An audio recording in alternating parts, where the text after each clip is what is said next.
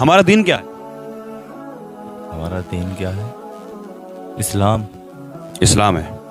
हम कौन से नबी की उम्मत में? हमारे नबी का नाम क्या है?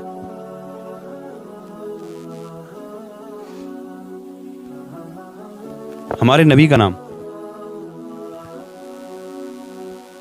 सल्लल्लाहु अलैहि वसल्लम। सल्लल्लाहु अलैहि वसल्लम दुरूद शरीफ है। नाम बताइए।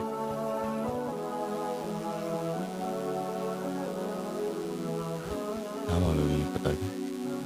कलमा सुनाइए। कलमा भी नहीं आता है। अरे यार फैजान नाम है आपका, माशाल्लाह मुसलमान है मेरे भाई। कलमा सुनाओ यार, कलमा। ये नहीं आता। अभी आपने कभी कलमा नहीं पढ़ा? कभी कलमा पढ़ा ही नहीं है आपने? हाँ अफसोस। तो ये मेहनत मजदूरी से क्या मतलब है? हम भी तो मेहनत मजदूरी करते हैं।